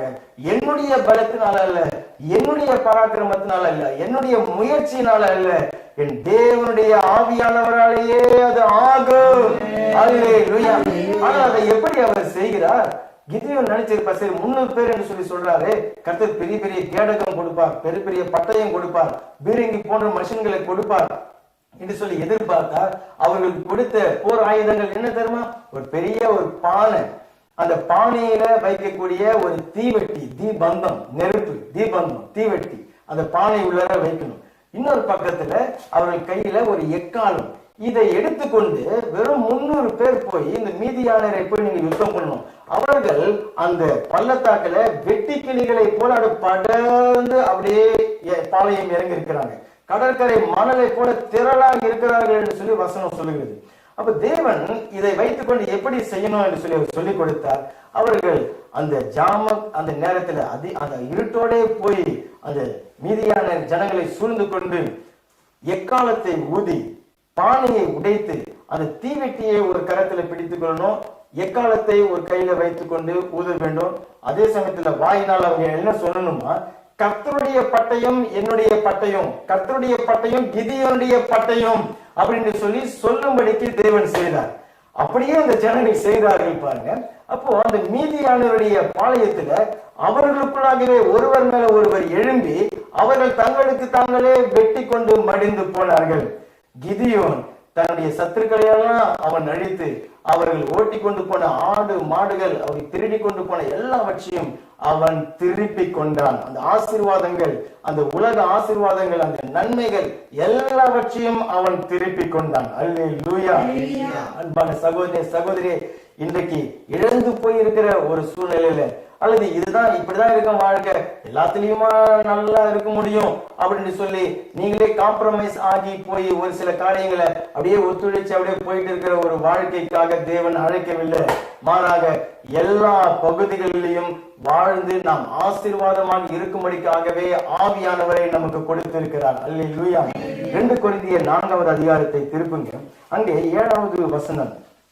2 கொரிந்தியர் 4வது அதிகாரம் 7வது வசனத்துல, இந்த மகத்துவமுள்ள வல்லமை எங்களால் உண்டாயிராமல் தேவனால் உண்டாயிருக்கிறது என்று விளங்கும்படி இந்த பொக்கிஷத்தை மண் பாண்டங்களிலே பெற்றிருக்கிறோம். ஆமென். அந்த வசனத்துல அந்த மண் பாண்டம் என்கிறது மாம்ச சரீரம், மாம்ச பலவீனத்தின் சரீரம், மாம்சம். அதற்குள்ளாக தேவன், அப்படி அது இருந்தாலும் அதற்குள்ளாக தேவன் பொக்கிஷத்தை வைத்திருக்கிறார். ஆமென். அதுதான் அந்த தீவெட்டி, அதுதான் அந்த தீபந்தம், அதுதான் அக்கினி அபிஷேகம், பரிசுத்த ஆவியினுடைய அக்கினி அபிஷேகம். அல்லேலூயா. அது தேவன் கிதியோனுக்குள்ளாக வைத்திருந்தார், அது தேவன் உங்களுக்குள்ளாக அவர் வைத்திருக்கிறார். அந்த கிதியோனை வந்து பார்த்த மாத்திரத்துல, பராக்கிரமசாலியே கர்த்தர் உன்னோடு கூட இருக்கிறார், அவன் நினைத்து கொண்டிருந்தான், நான் ஒன்னுத்துக்கும் பிரயோஜனம் கிடையாது, கடவுள் எங்க கூட இருந்தா இப்படி எல்லாம் நடக்குமா என்று சொல்லி அவன் புலம்பிக் கொண்டிருந்தான். அவனை எதை உற்சாகப்படுத்துவதற்காக சும்மா மற்றவங்க எல்லாருமே பலவீனம் பலவீனம் சொல்லி சொல்றாங்களே, நம்ம கொஞ்சம் வித்தியாசமா மாத்தி சொல்லுவோம், பராக்கிரமசாலி என்று சொல்லி சொல்லுவோம் என்று சொல்லி தேவன் சொல்லல. உண்மையாகவே அவன் பராக்கிரமசாலி தான், உண்மையாகவே அவன் தேவனுடைய குமாரன் தான். தேவனுடைய அந்த பொக்கிஷம், தேவனுடைய அக்கினி அபிஷேகம் அவனுக்குள்ளாக இருந்தது. ஆனால் அந்த மண் பானைக்குள்ளாக அது ஒளிந்து கொண்டிருந்தது. அப்ப தேவன் சொன்னார், அந்த பானையை உடைத்து போடு. அந்த பானை எது? என்னுடைய தாழ்வு மனப்பான்மை, என்னுடைய தோல்வியின் எண்ணங்கள், என்னுடைய அந்த பயந்த அந்த எண்ணங்கள், என்னுடைய ஒண்ணுமே ஆகல, கடவுள் எங்க கூட இருந்தா இப்படிலாம் நடக்குமா, கடவுள் எங்களை கைவிட்டுட்டார் அப்படின்னு சொல்லி அவநம்பிக்கை, அந்த அவிசுவாசம், தேவனால எங்களுக்கு உதவி செய்ய முடியாது அப்படி என்கிற அந்த ஒரு மனநிலைமை, அதுதான் சரீர மாம்ச பலவீனம். அந்த அவநம்பிக்கைகள், தோல்வி மனப்பான்மைகள், தாழ்வு மனப்பான்மைகள், அப்படி அதை சொல்லுகிற தேவன், அதை நீ உடைத்து போடு. ஆமென். அல்லேலூயா. அப்போ உனக்குள்ள இருக்கிற அந்த அக்கினி அபிஷேகம் அது வெளிச்சமாக அது பிரகாசிக்கும். ஆமென். ஒரு கையில எக்காலத்தை நீ ஊது. எக்காலம் என்கிறது தேவனை புகழ்ந்து துதிக்கிற துதிகள். ஆமென். இன்னொரு பக்கம் கர்த்தர் சொல்ல, ஒரு கையில அந்த தீவெட்டி தீபந்தம், அது கர்த்தருடைய அபிஷேகம், அது பானைக்குள்ளாக இருந்தது. அந்த பானை உடைக்கப்பட்ட போது அந்த வெளிச்சம் வெளியில வந்தது. இன்னொரு பக்கம் எக்கால சத்தம். ஆமென். கர்த்தரை துதிக்கிற துதிகள். இப்போ இன்னொரு காரியத்தையும் சொல்ல பண்ணுகிறார் கர்த்தர். கர்த்தருடைய பட்டயம், கிதியோனுடைய பட்டயம், கையில பட்டயம்லாம் ஒண்ணும் இல்லை, அவர்கள் கையில கத்திலாம் ஒண்ணும் இல்லை. மீதியான கையில நிறைய இருக்கிறது, இவங்க கையில ஒண்ணுமே இல்லை. கர்த்தர் சொல்கிறார், நீ கர்த்தருடைய பட்டயம் என்னுடைய பட்டயம் சொல்லு அப்படின்னு சொல்லி சொல்கிறார். அது எதை குறிக்கிறது? கர்த்தருடைய பட்டயம் தேவனுடைய வசனம். ஆமென். தேவனுடைய வாக்கு தத்தம். அந்த வாக்கு தத்தங்கள் எனக்கு சொந்தம் அப்படின்னு சொல்லி அதை உரிமையாக்கி கொண்டு அந்த வாக்கு தத்தங்களை நீ அறிக்கை செய். ஆமென். அறிக்கை செய், அறிக்கை செய். தேவனை துதித்து பாடி அவருக்குள்ளே நீ களி கூறு. கர்த்தர் உங்களுடைய வாயை புதிதும் கூர்மையான பற்களுடைய அந்த எந்திரத்தை போல அவர் மாற்றுவார். நீங்கள் வசனத்தை அறிக்கை பண்ண அதை எந்திரத்தை போல, மஷினை போல தேவன் அதை மாற்றுவார். அதனுடைய விளைவு என்ன தெரியுமா? உங்களுக்குள்ள இருக்கிற அந்த அக்கினி எழும்பி எதிரிகளுடைய பாளையத்தில் சென்று அவர்கள் தங்களுக்கு தாங்களே வெட்டி மடிந்து போகும்படிக்கு தேவன் செய்து விடுவார். ஆமென். என்னுடைய ஆவியினாலேயே ஆகும் என்று சொல்லி சொன்னாரே, அது எப்படி ஆகும்? என்னுடைய பலவீன சிந்தனைகளை, என்னுடைய குறுகின மனப்பான்மைகளை எல்லாம் உடைத்து, அவன் நம்பிக்கைகள், அவிசுவாசங்கள், என்னுடைய முறுமுறுப்பு, இனிமேல் ஒண்ணுமே முடியாது, தோல்வி மனப்பான்மை, இதையெல்லாம் நீ உடைத்து விட்டு கர்த்தரை மகிமைப்படுத்து. உன்னுடைய இருதயத்தில் கர்த்தரை நீ துதித்து பாடு. அவருடைய வசனங்களை வாசித்து தியானித்து அதை அறிக்கை செய். அப்பொழுது உனக்குள்ள இருக்கிற அக்கினி அபிஷேகம் அது எழும்பும். உன்னுடைய சத்துருக்களை அது எரித்து போடும். நீ எதை இழந்த, சமாதானத்தை இழந்தையோ அந்த சமாதானத்தை நீ திரும்பவும் நீ திருப்பிக் கொள்வாய். ஆமென். பிள்ளையுடைய வாழ்க்கையை நீ இழந்தையா, பிள்ளைகள் அவர்களுடைய எதிர்காலத்தை இழந்தார்களா, அதை திரும்ப நீ பெற்றுக்கொள்ளும்படிக்கு அவர் செய்வார். அல்லேலூயா. பொருளாதாரத்தை திரும்ப, பொருளாதார ஆசீர்வாதங்களை பெற்றுக்கொள்ளும்படிக்கு அவர் செய்வார். ஆமென்.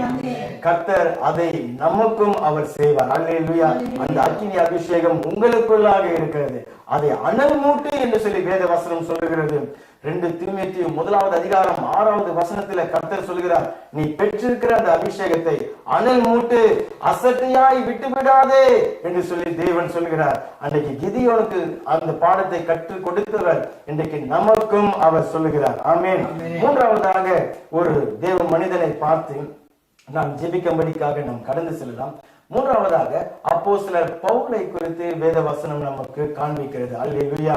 ஒரு பரிசுத்த வாழ்க்கை வாழ, அதுல ஒரு வெற்றியாக ஒரு நீதியான ஒரு வாழ்க்கை நான் வாழணும், என்னை பரிசுத்தத்துல காத்துக்கொள்ளணும், அப்படி என்கிற அந்த போராட்டத்தை தன்னுடைய பலத்தினால முடியாது, தன்னுடைய பராக்கிரமத்தினால, தன்னுடைய முயற்சியினால முடியாது, தேவனுடைய ஆவியினாலேயே ஆகும். அல்லேலூயா. தேவ ஆவியானவராலேயே அது ஆகும். சொல்லுங்க, என்னுடைய பலத்தினால் அல்ல, என்னுடைய பராக்கிரமத்தினால் அல்ல, தேவனுடைய ஆவியினாலேயே ஆகும். ஆமென். ரட்சிக்கப்பட்டு நம் தேவனுக்குள்ள கிறிஸ்துவ வாழ்க்கைக்குள்ளாக வரும்பொழுது முன்னாடி நம்ம ரட்சிக்கப்படாதவர்களாக இருந்திருந்தோம். அப்போ அக்கிரமங்களினாலும் பாவங்களினாலும் மரித்து போயிருந்தோம். அந்த அர்த்தம் என்னன்னு சொன்னா, நிறைய காரியங்களை அது பாவம் அப்படின்னு சொல்லி தெரியாமலேயே நிறைய காரியங்களை, பாவ காரியங்களை அப்படியே தண்ணீர் குடிக்கிறது போல குடித்து கொண்டு இருக்கும். என்ன சொன்னா, தேவனுடைய வார்த்தை தெரியாது. அப்ப இது பாவம், இது பாவம் இல்லை என்று சொல்லி தெரியாது. கொலை பண்றது பாவம், விபச்சாரம் பாவம், இப்படி சொல்லிதான் நமக்கு தெரியும். மற்ற காரியங்கள் தெரியாது. என்று சொன்னா தேவனுடைய வார்த்தை தெரியாது. அப்படின்னு சொல்லி வேற அப்படி இல்லைன்னு சொல்லி சொன்னாலும், பாவங்கள் அப்படின்னு சொல்லி தெரிந்தாலும் அதுல அது செய்கிறதன் மூலமா பெருசா உங்களுடைய இறுதியும் பெருசா பாதிக்கப்படாது. அப்போ அதையும் சகஜமா பாவ காரியங்கள், இச்சைக்குரிய காரியங்கள், கண்களின் இச்சைகள், மாம்சத்தின் இச்சைகள், ஜீவனத்தின் பெருமை காரியங்களை எல்லாம் அப்படியே செய்து கொண்டிருப்பார்கள். ரட்சிக்கப்படுகிற முன்பாக அந்த ஒரு வாழ்க்கையில அவங்களுடைய மேட்டுமை, அவங்களுடைய பெருமை, மன்னிக்க முடியாத அந்த குணாதிசயங்கள், அசுத்த காரியங்கள், இச்சைகள், விபச்சாரங்கள், இல்லையா, பழி வாங்குகிற அந்த குணாதிசயங்கள், விக்கிரக ஆராதனைகள், சிலை வழிபாடுகள், இதை எல்லாமே சகஜமா, அது ஒண்ணுமே இல்லை, அதுல ஒண்ணும் இல்லையே அப்படின்னு சொல்லி சகஜமா செய்து கொண்டிருக்கிற ஒரு வாழ்க்கை. அங்கதான் நம்ம இருந்தோம். அங்க இருந்துதான் தேவன் ரட்சித்து இங்க கொண்டு வந்தார். சரி, இப்ப இங்க ரட்சிப்புக்குள்ள கொண்டு வந்த போது என்னுடைய கண்கள் திறக்கப்பட்டு விட்டது, எல்லாம் வெட்ட வெளிச்சமாக இருக்கிறது. அப்போ இது பாவம், அது பாவம், இது பாவம் என்று சொல்லி நமக்கு தெரிகிறது. ஆனால் இந்த ரட்சிக்கப்பட்ட அந்த ஆரம்ப வாழ்க்கை எனக்குள்ளாக அது பாவத்தை செய்யாதபடிக்கு எனக்குள்ள பலன் இல்லை. அப்போ ஒரு பெரிய போராட்டம் எனக்குள்ளாக வந்து விடுகிறது. கலாத்தியர் 6வது அதிகாரம் 8வது வசனத்துல கர்த்தர் சொல்லுகிறார், மாம்சத்துக்கு விரோதமாக, கலாத்தியர் 6வது அதிகாரம் அந்த வசனத்தை எடுத்துக்கொள்ளுங்க. ரொம்ப முக்கியமான ஒரு வேத வசனம். கலாத்தியர் புஸ்தகத்தை எடுத்துக்கொள்ளுங்க. அங்கே 5வது அதிகாரம், மன்னிக்கணும், கலாத்தியர் 5வது அதிகாரம் 17வது வசனம், மாம்சம் ஆவிக்கு விரோதமாகவும் ஆவி மாம்சத்துக்கு விரோதமாகவும் இச்சிக்கிறது. நீங்கள் செய்ய வேண்டும் என்று இருக்கிறவைகளை செய்யாதபடிக்கு இவைகள் ஒன்றுக்கொன்று விரோதமாய் இருக்கிறது. அப்ப இந்த ரட்சிக்கப்பட்டு வந்த மாத்திரத்துல நான் இப்ப ஆவிக்குரியவனாகவும் இருக்கிறேன், அதே சமயத்துல பழைய மாம்ச அந்த பலவீனமும் எனக்குள்ளாக இருக்கிறது. இப்ப ஆவிக்கு விரோதமா மாம்சம் போராடுகிறது, மாம்சத்துக்கு விரோதமா போராடுகிறது. வாழ்க்கையே பெரிய ஒரு போராட்டமாக மாறிவிடுகிறது. முன்னாடி பாவம் எதுன்னு சொல்லி தெரியாமலேயே, தெரிஞ்சாலும் என்னுடைய இருதயத்தை பெருசா பாதிக்கிறது இல்ல, தண்ணி குடிக்கிறது போல பாவத்தை செய்து கொண்டு வரணும். ஆனா இப்ப வந்த பிறகு தேவனுடைய வார்த்தை என்னை கண்டிக்கிறது, தேவனுடைய வார்த்தையை வெளிப்படுத்துகிறது. அப்ப அது பாவமும் தெரியுது, அது செய்யாதபடிக்கு பலனும் என்னிடத்துல இல்ல, பெரிய போராட்டம் எனக்குள்ளாக உண்டாகி விடுகிறது. ரோமர் 7வது அதிகாரத்துல அப்படிப்பட்ட தன்னுடைய போராட்டத்தை தான் அப்போஸ்தலர் பவுல் அங்கே அவர் வெளிப்படுத்துகிறார். 7வது அதிகாரத்துல ரோமர் புஸ்தகம் 7வது அதிகாரத்தில் 15வது வசனம் சொல்லுகிறார், எப்படி எனில் நான் செய்கிறது எனக்கே சம்மதி இல்லை, நான் விரும்புகிறதை செய்யாமல் நான் வெறுக்கிறதையே நான் செய்கிறேன். 17வது வசனம், ஆதலால் நான் அல்ல, எனக்குள்ளே வாசமாயிருக்கிற பாவமே அப்படி செய்கிறது. 24வது வசனம், நிர்பந்தமான மனுஷன் நான், இந்த மரண சரீரத்தினின்று யார் என்னை விடுதலை ஆக்குவார்? அப்ப நான் விரும்புகிற நன்மையை என்னால செய்ய முடியல. தேவனுடைய காரியங்கள் நன்மையானதுன்னு சொல்லி எனக்கு தெரியுது, ஆனால் அதை என்னால செய்ய முடியல. எனக்குள்ள இருக்கிற பாவம் நான் விரும்புகிற அந்த நன்மையை செய்யாதபடிக்கு நான் விரும்பாத தீமையே நான் போய் செய்து விடுகிறேன் இல்லையா? அப்ப அந்த ரட்சிக்கப்பட்ட அந்த வாழ்க்கையில பாருங்க, இப்படி செய்யக்கூடாது, அப்படி செய்யக்கூடாது, இப்படி பேசக்கூடாது, இப்படி பெருமை அடையக்கூடாது, இப்படி கோபம் படக்கூடாது, சும்மா எரிச்சல் கோபம், மன்னிக்க முடியாத ஒரு குணாதிசயத்துல நான் இருக்கிறேன், இப்படி நம்ம இருக்கக்கூடாது, தேவனுக்கு பிரியம் இல்லை. அல்லது ஒரு தடவை எரிச்சல் பட்டு கோபப்பட்டு அந்த பொறாமையில அப்படிலாம் செய்து விடுகிறோம். திரும்ப அப்புறம் மனம் வருந்துவோம், ஐயோ இப்படி செய்துட்டோமே அப்படின்னு சொல்லிட்டு மனம் வருந்தி அப்புறம் மறுபடியும் ஒரு சூழ்நிலை வரும்போது இப்படியே ஒரு போராட்டத்திற்குள்ளாக விழுந்து ஆவிக்குரிய வாழ்க்கையில விழுந்து எழுந்திருக்கிற அந்த ஒரு சூழ்நிலை. மாம்சம் ஆவிக்கு விரோதமா போராடுகிறது, ஆவி மாம்சத்துக்கு விரோதமா போராடுகிறது. அப்போஸ்தலர் பவுலுடைய வாழ்க்கை நிர்பந்தமான ஒரு வாழ்க்கையாக அது ஆகிவிட்டது என்று சொல்லி அவர் கதறுகிறார். சொல்லிவிட்டு யார் இதிலிருந்து என்னை விடுதலை ஆக்குவார் அப்படின்னு சொல்லிவிட்டு ரோமர் 8வது அதிகாரம் முதல் 2 வசனங்களில் அவர் சொல்லுகிறார், கர்த்தராகிய இயேசு கிறிஸ்து தான் என்னை விடுதலை ஆக்குகிறார் என்று சொல்லிவிட்டு, ஆனபடியினால் கிறிஸ்து இயேசுவுக்கு உட்பட்டவர்களாக இருந்து மாம்சத்தின்படி நடவாமல் ஆவியின்படி நடக்கிறவர்களுக்கு ஆக்கினை தீர்ப்பு இல்லை. கிறிஸ்து இயேசுவினாலே ஜீவனுடைய ஆவியின் பிரமாணம் என்னை பாவம் மரணம் என்பவர்களின் பிரமாணத்தினின்று விடுதலை ஆக்கிற்று. அங்கு சுருக்கமாக அவர் என்ன சொல்லுகிறார், எனக்குள்ள தேவன் பரிசுத்த ஆவியானவரை கொடுத்திருக்கிறார். ஆமென். ஜீவனுள்ள ஆவியானவரை கொடுத்திருக்கிறார்.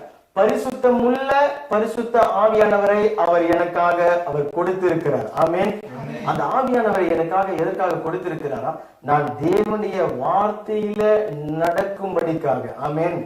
தேவனுடைய வார்த்தைக்கு கீழ்ப்படிந்து நடக்கும்படிக்காகவே அந்த புதிய இருதயத்துல தேவன் தம்முடைய புதிய ஆவியானவரை அவர் கொடுத்திருக்கிறார். அந்த ஆவியானவர் தான் என்ன அந்த பரிசுத்தமான பாதையில என்னை நடத்துகிறவர். ஆமென். நான் என்னுடைய முயற்சியில நான் இந்த ஜனவரி மாசம் 1ஆம் தேதி இனிமேல் நான் பாருங்க 10 வருஷமா ஒரு பிரச்சனை, அதுல இன்னும் ஒரு மன்னிக்கிற ஒரு இருதயம் வந்திருக்காரு. 15 வருஷத்துக்கு முன்னாடி 20 வருஷத்துக்கு முன்னாடி நடந்த ஒரு சம்பவம், அதை குறித்து மன்னிக்க முடியாத ஒரு இருதயத்துல இன்னைக்கும் நம்ம வாழ்ந்து கொண்டிருப்பார்கள். அல்லது ஒரு இச்சையின் காரியங்கள் அதுல திரும்ப விழுந்து கொண்டிருப்பாங்க. அல்லது கோபப்படக்கூடிய ஒரு காரியங்கள் அதுல திரும்ப விழுந்து கொண்டிருக்கிற அந்த ஒரு வாழ்க்கையில தேவன் சொல்லுகிறார், அதுல விடுதலை ஆக்கும்படிக்காகவே பரிசுத்தமான ஒரு வாழ்க்கையில வாழ செய்யும்படிக்காகவே பரிசுத்த ஆவியானவரை நான் உனக்குள்ளாக கொடுத்திருக்கிறேன். அல்லேலூயா. அந்த ஆவியானவர் என்னை பரிசுத்தமான பாதையில என்னை அவர் வழி நடத்துவார். ஆமென். அன்பான சகோதர சகோதரி, உன்னுடைய போராட்டத்தை தேவன் இன்றைக்கு அவர் அறிந்திருக்கிறார். ஆமென். அது உன்னுடைய முயற்சியினாலே நீ விட முடியாது.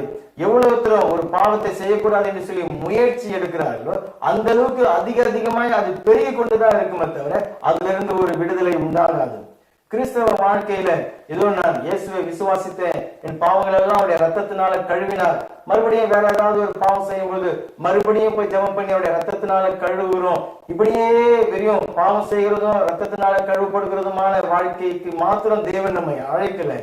மாறாக தம்முடைய பரிசுத்தமுள்ள அந்த பரிசுத்த ஆவியானவரை எனக்குள்ளாக அவர் கொடுத்திருக்கிறார். ஆமென்.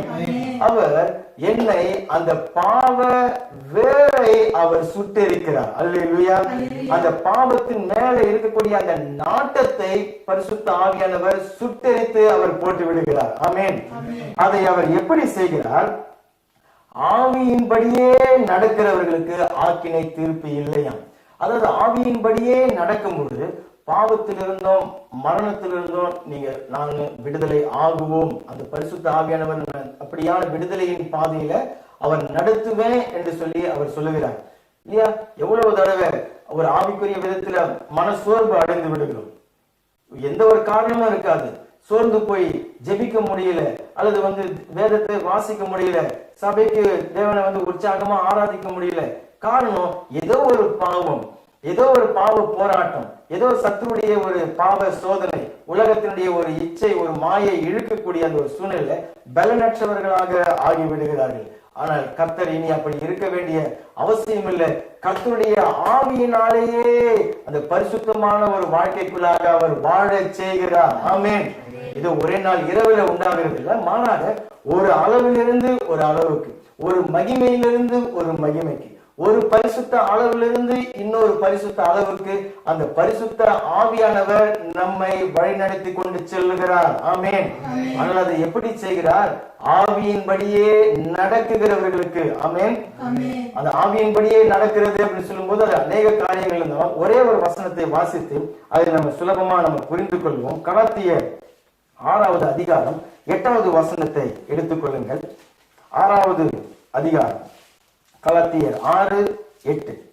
தன் மாம்சத்திற்கென்று விதைக்கிறவன் மாம்சத்தினாலே அழிவை அறுப்பான், ஆவிக்கென்று விதைக்கிறவன் ஆவியினாலே நித்திய ஜீவனை அறுப்பான். அதாவது மாம்சத்திற்கென்று விதைக்கிறவன் அவன் அந்த மாம்சத்தினாலே அழிவை அறுக்கிறான், ஆவிக்கென்று விதைக்கிறவன் அந்த ஆவியினாலே நித்திய ஜீவனை அறுப்பான். அங்க என்ன சொல்ல வருகிறார் பாருங்க. எனக்குள்ள மாம்சமும் இருக்கிறது, ஆவிக்குரிய வாழ்க்கையும் இருக்கிறது. என்னுடைய மாம்சத்திற்குரிய வாழ்க்கைக்கு நான் எதை விதைக்கிறேனோ அதை தான் அறுவடை செய்கிறேன். இந்த ஆவிக்குரிய வாழ்க்கைக்கு எதை விதைக்கிறேனோ அதை தான் நான் அறுவடை செய்கிறேன். அப்ப இந்த ஆவிக்குரிய வாழ்க்கைக்கு எப்படி விதைக்கிறது? சிம்பிளான ஒரே ஒரு காரியம், தேவன் உங்களுடைய டைம், உங்களுடைய நேரத்தை விதைக்கும்படிக்கு சொல்லுகிறார். அல்லேலூயா. தேவனுடைய ஆவியின்படியே நடக்கிறது என்கிறது தேவனுடைய வார்த்தையின்படியே நடக்கிறது. ஆமென். அது ஆவிக்குரிய வாழ்க்கைக்கு நீங்க எவ்வளவு நேரத்தை கொடுக்கிறீர்களோ அந்த அளவுக்கு தான் அந்த பாவ போராட்டத்திலிருந்து விடுதலையாகி பரிசுத்தமான ஒரு வாழ்க்கை வாழ முடியும். ஆமென். இப்ப ஆராதனை 2 மணி நேரமா ஆராதனையில கலந்து கொள்கிறோம். இப்ப என்ன பண்ணி கொண்டிருக்கிறோம்? ஆவிக்குரிய காரியத்துல டைமை நீங்கள் விதைத்துக் கொண்டிருக்கிறீர்கள், நித்திய ஜீவனை அறுவடை பண்ணுவீர்கள். அல்லேலூயா. உங்கள் வீட்டுல ஜெபிக்கிறதுக்காக ஒரு 1/2 மணி நேரம், ஒரு மணி நேரம் தேவனுடைய வார்த்தையை எடுத்து நீங்க வாசிக்கிறீங்க. என்ன பண்ணி கொண்டிருக்கிறீங்க? நீங்க ஆவியின்படியே நடந்து கொண்டிருக்கிறீர்கள். ஆமென். நீங்கள் கிளம்பி புறப்பட்டு தேவனுடைய ஆலயத்துக்கு, சபைக்கு நீங்க வரும்படிக்கு நீங்க உங்களை ஒப்பு கொடுக்கிறீங்க. என்ன பண்ணுகிறீர்கள்? நீங்கள் தேவனுக்கு பிரியமான ஒரு வாழ்க்கையை நீங்கள் வாழுகிறீர்கள். அல்லேலூயா. அல்லேலூயா. சரி, ஏதோ நான் ஒரு ஞாயிற்றுக்கிழமை ஒரு ஆராதனைக்கு போயிட்டேன், அல்லது காலையில எழுந்து ஒரு மணி நேரம் ஜெபம் பண்ணிட்டேன், பைபிள் படிச்சுட்டேன், அதுதான் ஆவியில நடக்கிறது, ஆவியின்படியே நடக்கிறதா? இல்ல. அந்த நாள் முழுவதும் பாருங்க, ஏதோ காலையில 1 மணி நேரம் ஜெபிச்சுட்டு மீதி 23 மணி நேரம் இந்த மாம்சத்திற்கே விதைத்து கொண்டிருக்கும், மாம்சத்திற்கே நேரத்தை கொண்டிருக்கும். மாம்சத்துக்கு விதைக்க கூடாதுங்கிறது இல்லை. சமையல் பண்ணுகிறோம், வேலைக்கு போகிறோம், வீட்டு வேலைகளை கவனிக்கிறோம். ஆனால் கர்த்தர் சொல்கிறார், உன்னுடைய சிந்தனையில, அல்லேலூயா, சபைக்கு வரும்போது துதிக்கிறாங்க, பாடுகிறோம், பைபிள் எடுத்து வாசிக்கிறாங்க, ஒரு சில வீட்லயும் படிக்கிறீங்க. அதெல்லாம் அந்த ஜெப நேரம் போக மற்ற நேரத்துல தேவனை நம்ம துதிக்கிறோமா? சாதாரணமா ஒரு கடைக்கு போகும்பொழுது, ஒரு கார் ஓட்டும் பொழுது, ஒரு சமையல் பண்ணும்பொழுது தேவனுடைய பாடலை நம்ம பாடி அவரை ஆராதிக்கிறோமா? யோசனை பண்ணி பாருங்க. அல்லது தேவன் ஏதோ ஒரு சம்பவத்தை, அவர் செய்த ஒரு சம்பவத்தை, வல்லமையான சம்பவத்தை, அது நம்ம நினைவு கூறுகிறோமா? அப்போ ஆவியில விதைக்கிறது தான் ஆவியிலே நடக்குகிறது. ஆமென். அல்லேலூயா. ஆவிக்குரிய காரியங்களுக்கு, தேவனுடைய காரியங்களுக்கு, அவருடைய சபை கூடி வருதலுக்கு அல்லது ஜெப வாழ்க்கைக்கு அதுல எந்த அளவுக்கு நீங்க டைமை விதைக்கிறீர்களோ அந்த அளவுக்கு நீங்கள் நித்திய வாழ்வை, நித்திய ஜீவனை, ஆசீர்வாதத்தை நீங்கள் அறுவடை பண்ணுவீர்கள். மாத்திரமல்ல பரிசுத்த வாழ்க்கைக்கு அந்த ஆவியானவர் அதிலே நம்மை பெருக பண்ணுகிறார். அல்லேலூயா. அப்போ என்னுடைய மாம்சத்துக்கு விதைக்கிறதுக்காக இது துன்மார்க்குடைய ஆலோசனை போய் நான் அவங்க கூட போய் நடந்து கொண்டிருக்கிறேன், துன்மார்க்கமா நடக்கக்கூடிய ஆட்கள் கூட நடந்து கொண்டிருக்கிறேன், கேலி கிண்டல் பண்ணிக்கூடிய ஆட்கள் கூட போய் நேரத்தை செலவு பண்ணிருக்கிறேன், ஊர் கதைகளை பேசக்கூடிய ஆட்கள் கூட, அல்லது உங்களை தேவனை விட்டு விலக பண்ணக்கூடிய ஆட்கள் கூட சவகாசம் வைத்துக் கொண்டு அவர் கூட அரட்டை அடித்துக் கொண்டு பாவ காரியங்கள்ல பேசி, பாவ காரியங்களை சிந்தித்து அதுல மூழ்கி கொண்டிருக்கிறேன். இப்ப என்ன செய்து கொண்டிருக்கிறோம்? மாம்சத்துக்கு விதைத்து கொண்டிருக்கிறீர்கள். அதை விட்டுட்டு இல்ல, அவைகள் எல்லாம் என்னை தேவனிடத்திலிருந்து பிரிக்க பண்ணுகிற எந்த உறவு, எந்த நட்பு, எந்த எந்த பழக்க வழக்கங்கள், எந்த பாவக்கிரியைகள், அதையெல்லாம் நான் உதறி தள்ளும்படிக்காக செய்கிறவர் பரிசுத்த ஆவியானவர். அல்லேலூயா. அந்த ஆவியின்படியே நான் நடக்கும் பொழுது நான் என்னை பரிசுத்தமான பாதையில ஒவ்வொரு நாளும் என்னை பரிசுத்த ஆவியானவர் அவர் வளர செய்கிறார். அல்லேலூயா, அல்லேலூயா. அது என்னுடைய பலத்தினால முடியாது, என்னுடைய பராக்கிரமத்தினால முடியாது, தேவனுடைய ஆவியானவராலேயே அது ஆகும். அல்லேலூயா. 3 காரியங்களை நாம் பார்த்தோம். 3 நபர்களை கொண்டு, 3 சம்பவங்களை கொண்டு நாம் பார்த்தோம். தேவனுடைய ஆவியானவர் நம்முடைய வாழ்க்கையில செய்யக்கூடிய முக்கியமான அந்த கிரியைகள். அவர் பரிசுத்த ஆவியானவர் எனக்கு எதற்காக கொடுத்திருக்கிறார்? தேவனுடைய பணியை செய்வதற்காக. தடைகள் வரும்பொழுது, அதாவது உங்களுடைய சொந்த காரியங்கள், நீங்க கட்டி எழுப்பக்கூடிய ஒரு காரியங்கள், தடைகள் அதுல வரும்பொழுது, அதுல சோர்வுகள் வரும்பொழுது, செருபாபேலை போல தாழ்த்தி தேவனுடைய கிருபைக்கு நீங்க உங்களை ஒப்பு கொடுக்கும் பொழுது, தேவ ஆவியானவர் உங்களை சூழ்ந்த நீங்க சம்பந்தப்பட்டிருக்க அந்த மனுஷருடைய இருதயத்துல ஆவியானவர் ஏறுவார், ஆவியானவர் பேசுவார், உங்கள் சார்பாக இருதயத்தை திரும்ப பண்ணுவார். உங்க கையால துவங்கின அந்த ஊழியத்தை நீங்களே அதை நிறைவேற்றுவீர்கள். ஆமென். உங்க கையினால துவங்கின அந்த அஸ்திபாரம் போட்ட காரியங்களுக்கு நீங்களே தலைத்தள்ளி நீங்க வைப்பீர்கள். கிருபை உண்டாகட்டும் ஆண்டவரே, கிருபை உண்டாகட்டும் ஆண்டவரே என்று சொல்லி உங்களை தாழ்த்தி அந்த கிருபையை பெற்றுக்கொள்ளுகிற ஒரு ஸ்தானத்துல உங்களை காத்துக்கொள்ளுங்க. செருபாபேலை போல கர்த்தர் தம்முடைய ஆவியினாலேயே அந்த காரியங்களை செய்து முடிப்பார். ஆமென். 2வது, கிதியோனுடைய வாழ்க்கையில சத்துருக்கள் வந்து நன்மைகளை திருடி போய் விடுகிறார்கள். அவர்கள் உழைக்காதவங்க கிடையாது, வேலை செய்யாதவங்க கிடையாது. மாறாக எவ்வளவுதான் உழைச்சாலும் எவ்வளவுதான் சம்பாதித்தாலும் சாத்தான் வந்து திருடி கொண்டு போய் விடுகிறான். எப்பொழுதும் குடும்பத்துல சண்டை மாட்டி கொண்டிருக்கிற ஆட்கள் கிடையாது, கணவன் மனைவி மத்தியில ஒத்துப்பட்டு போகக்கூடிய ஆட்கள் தான். ஆனால் சாத்தான் வந்து அந்த சமாதானத்தை திருடி விடுகிறான், கணவனுடைய இருதயத்தை திருடி விடுகிறான், மனைவியுடைய இருதயத்தை கொள்ளையாடி கொண்டு போய் விடுகிறான், பிள்ளைகளை கீழ்ப்படியாமல நடக்கும்படிக்கு அவன் செய்து விடுகிறான். ஆனால் இல்ல, நான் என்னுடைய தோல்வி மனப்பான்மை, தாழ்வு மனப்பான்மை, பயங்கள், தேவனை குறித்த அவநம்பிக்கை, அபிசுவாசங்கள், அதையெல்லாம் நான் பானையை போல உடைத்து போட்டுவிட்டு தேவனை துதிக்கிற மகனாக மகளாக, ஹல்லேலூயா, தேவனுடைய வசனத்தை அறிக்கை செய்கிற மகனாக மகளாக, கர்த்தருடைய பட்டயம் என்னுடைய பட்டயம் என்று சொல்லி அறிக்கை செய்கிற பிள்ளையாக நான் இருக்கும் பொழுது உங்கள் சத்துருக்கள் நீங்க அவங்க கண்ணால பார்க்க கூட மாட்டீங்க, தங்களுக்குள்ளாக வெட்டுண்டு மடிந்து போவார்கள். உங்கள் ஆசீர்வாதங்கள் எல்லாவற்றையும் நீங்கள் திரும்ப பெற்றுக்கொள்வீர்கள். ஆமென். அப்போஸ்தலர் பவுல் வாழ்க்கையில பரிசுத்தத்திற்கான அந்த போராட்டத்துல, ஒரு நீதியான ஒரு வாழ்க்கையில நான் தேவனுக்கு பிரியமா வாழணும், தேவனுடைய வார்த்தைக்கு கீழ்ப்படிந்து வாழணும்ங்கிற அந்த ஒரு விருப்பத்துல பெரிய ஒரு போராட்டம். அந்த போராட்டத்துல தேவன் தம்முடைய ஜீவனுள்ள ஆவி, பரிசுத்தமுள்ள பரிசுத்த ஆவியை கொண்டு நம்மை அந்த பரிசுத்த பாதையில நம்மை அவர் நடத்துகிறார். ஆனால் நான் என்னை ஆவியின்படியே நடக்க என்னை நான் ஒப்பு கொடுக்க வேண்டும். ஆமென். நான் என்னுடைய பானையை உடைக்க நான் என்னை ஒப்பு கொடுக்க வேண்டும். ஆமென். நான் என்னை தேவனுடைய கிருபையில சார்ந்து கொள்ள நான் என்னை ஒப்பு கொடுக்க வேண்டும். கர்த்தர் சொல்லுகிறார், இந்த நாளில, பெந்தெகோஸ்தே நாளில, பலத்தினாலும் அல்ல பராக்கிரமத்தினாலும் அல்ல, என்னுடைய ஆவியினாலேயே ஆகும். அந்த ஆவியானவர் உனக்குள்ள இருக்கிறார், எனக்குள்ள இருக்கிறார். அக்கினி அபிஷேகமாக, கிருபையின் ஆவியாக, விண்ணப்பத்தின் ஆவியாக, பரிசுத்தமுள்ள பரிசுத்த ஆவியாக அவர் எனக்குள்ளே இருக்கிறார். அல்லேலூயா. எழும்பி பிரகாசிக்கும்படிக்கு அவர் செய்வார். ஆமென்.